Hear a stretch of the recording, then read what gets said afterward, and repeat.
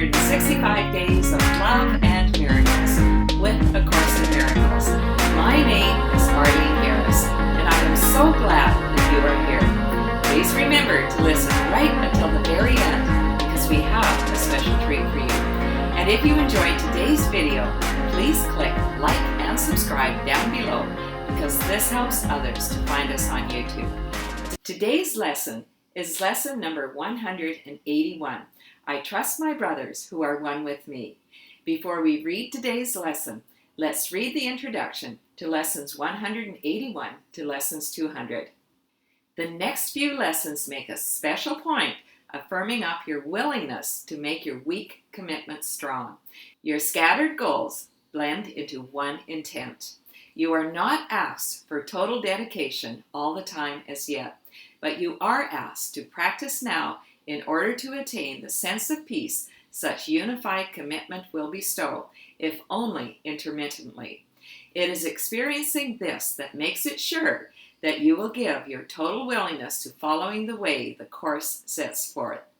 Our lessons now are geared specifically to widening horizons and direct approaches to the special blocks that keep your vision narrow and too limited to let you see the value of our goal. We are attempting now to lift these blocks, however briefly. Words alone cannot convey the sense of liberation which their lifting brings, but the experience of freedom and of peace that comes as you give up your tight control of what you see speaks for itself. Your motivation will be so intensified that words become of little consequence. You will be sure of what you want and what is valueless.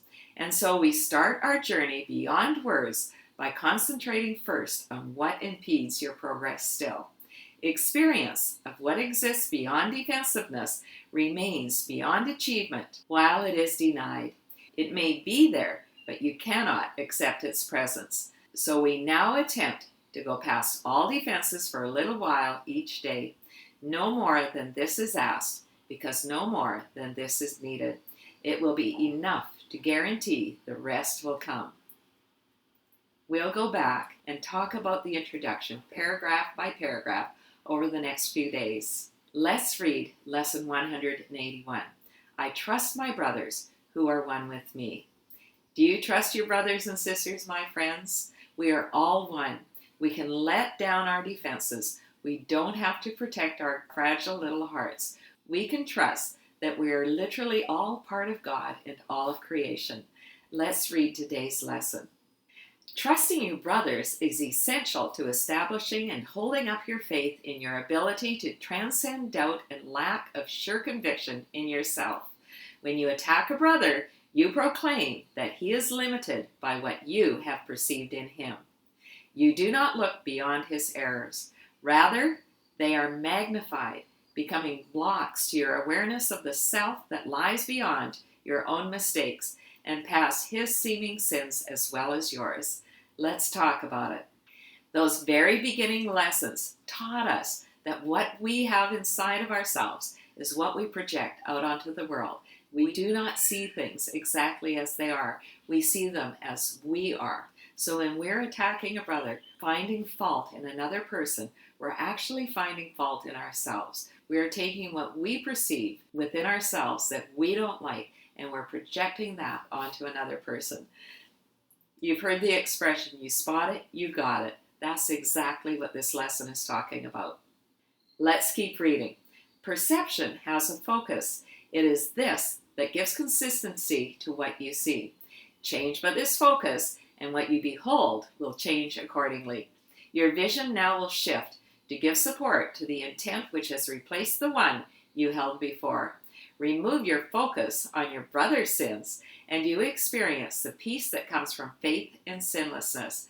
This faith receives its only sure support from what you see in others past their sins. For their mistakes, if focused on, are witnesses to sins in you, and you will not transcend their sight and see the sinlessness that lies beyond. Let's talk about it. How's your perception today, my friends? Are you seeing only goodness, joy, peace, and happiness in your brothers and your sisters? Or are you seeing their errors? Are you seeing their mistakes? Are you holding a grievance of any kind toward yourself or others? Every single time that we are judging another person, we are literally judging ourselves, because we are all one.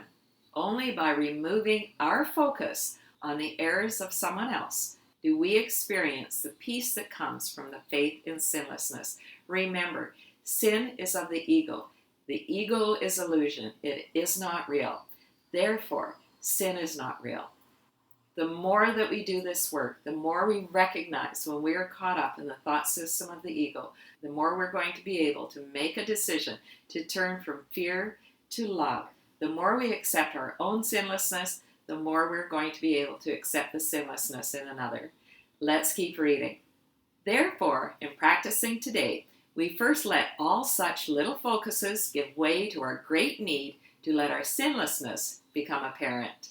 We instruct our minds that it is this we seek, and only this, for just a little while. We do not care about our future goals, and what we saw an instant previous has no concern for us within this interval of time wherein we practice changing our intent. We seek for innocence and nothing else.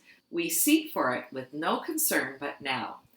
A major hazard to success has been involvement with your past and future goals. You have been quite preoccupied with how extremely different the goals this course are advocating are from those you held before. And you have also been dismayed by the depressing and restricting thought that, even if you should succeed, you will inevitably lose your way again. Let's talk about it. The world of the ego is completely preoccupied with the past and the future. The ego does not exist in the perfect present. Only God exists right here, right now. Thus, we are learning to pay attention to our thoughts, to recognize when we are caught up in the past or the future. We learn to practice mindfulness. We learn to be in the moment every minute of every second of every day. Let's keep reading. How could this matter? For the past is gone, the future but imagined.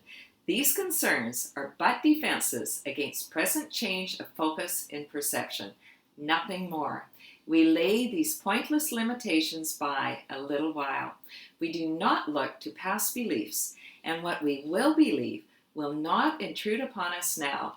We enter in the time of practicing with one intent, to look upon the sinlessness within. Let's talk about it. We only have one goal in our practice sessions, and that is to look at our past beliefs. What are the old beliefs, the old stories that you told yourself? Perhaps these were the ideas from your parents. Perhaps they were ideas from your church or your school. We have all been trained in the thought system of the ego through our culture. We were born into it. We were given these beliefs. A Course in Miracles encourages us to let these beliefs go and embrace the thought system of God. Are you willing to do that, my friends? Are you willing to accept that you are truly sinless, and so is everyone else? Let's keep reading. We recognize that we have lost this goal if anger blocks our way in any form.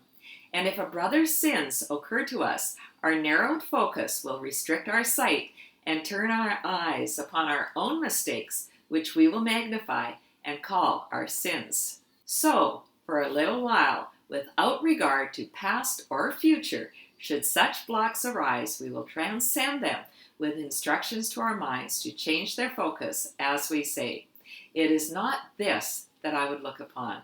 I trust my brothers who are one with me." Let's talk about it. Anytime that we notice any upset within ourselves, for me, it often takes the form of frustration. Things are not going the way that I want them to. I'm a busy woman. I have things to do, and things are not unfolding the way that I want them to. I don't always recognize this as anger, but frustration is indeed a form of anger. When this happens, it is so important to recognize that we are doing this to ourselves, and we can change it. We can stop in the moment, and we say to ourselves, "It is not this that I would look upon. I trust my brothers who are one with me." Do you trust yourself, my friends? Do you trust your brothers and sisters? In the world of the ego, we know that everyone lets us down at some point in time. No one is going to be perfect all the time, but we can trust that God is going to take care of us no matter what. We can let go of the need to defend ourselves, and we can allow ourselves to trust that everything is perfect exactly as it is. We can trust our brothers and sisters. Let's keep reading, and we will also use this thought to keep us safe throughout the day. We do not seek for long-range goals. As each obstruction seems to block the vision of our sinlessness, we seek but for surcease and instant from the misery the focus upon sin will bring, and uncorrected will remain. Nor do we ask for fantasies, for what we seek to look upon is really there, and as our focus goes beyond mistakes, we will behold a holy, sinless world. When seeing this is all we want to see, when this is all we seek for in the name of true perception, are the eyes of Christ inevitably ours, and the love he feels for us becomes our own as well. This will become the only thing we see reflected in the world and in ourselves. Let's talk about it. When I say my morning prayer, dear God, please give me your mind to think. Give me your ears to hear. Give me your eyes to see. Give me your words to speak. And give me your heart to love. This prayer never fails to deliver. I am more and more able to truly see through God's loving eyes. I started my morning today meditating on this lesson and saying this prayer. As I ran through town, I literally saw it in a very different way than I've ever seen it before. It was like everything was just loving me. I literally felt the love that this lesson is promising. As our focus goes beyond mistakes, we will behold a holy, sinless world. This is a promise, my friends. When we keep doing our practices, when we continue to do our meditations, our mind is being rewired, and we are going to learn to see the world only through the eyes of love. Let's finish the reading. The world which once proclaimed our sins becomes the proof that we are sinless, and our love for everyone we look upon attests to our remembrance of the Holy Self, which knows no sin and never would conceive of anything without its sinlessness. We seek for this remembrance as we turn our minds to practicing today. We look neither ahead nor backwards. We look straight into the present, and we give our trust to the experience we ask for now. Our sinlessness is but the will of God. This instant is our willing one with His. Let's talk about it. This holy instant is the one instant that we share with God. God is not in the past, and God is not in the future. God is only right here, right now. When we stay in the moment, we are demonstrating that we trust God to take care of the past and the future. We don't need to think about it. We don't need to feel sad about whatever has happened in the past. We don't need to be anxious about what might happen in the future. God is holding you and me in the palm of His hand, my friends. We are literally one with God and all of creation, and we can accept that we are God's beautiful, beloved children. Our sinlessness is but the will of God. Are you willing to accept your sinlessness today, my friends? When you do that, you will truly see the sinlessness of all other beings as well. For our practice periods today, first thing in the morning, last thing just before we go to sleep, we are asked to read or listen to today's lesson and then meditate on the idea for today. I trust my brothers who are one with me. And then we sit in a silent meditation and allow this idea to rewire our brains and allow ourselves to let go of the need to protect or defend. For our hourly practices, often in between, and especially any time that anything is upsetting us for any reason, we simply stop for a minute. We say today's idea, I trust my brothers who are one with me, and we allow the idea to sink deep into our beings. Thanks so much for listening right until the end, my friends. If you enjoyed today's video, please share the love. Tell someone about these videos. Encourage them to start at lesson 1 and only do one lesson a day. Are you ready for our special treat? Morning, beautiful people. And here is the morning sunrise. Wherever you are, I hope that you are having the most wonderful day ever. Look at this sunrise. Oh my goodness. I love you. Have a wonderful day, everyone. I trust my brothers who are one with me. Have a day of fully trusting God and all your brothers and sisters, my friends. I love you.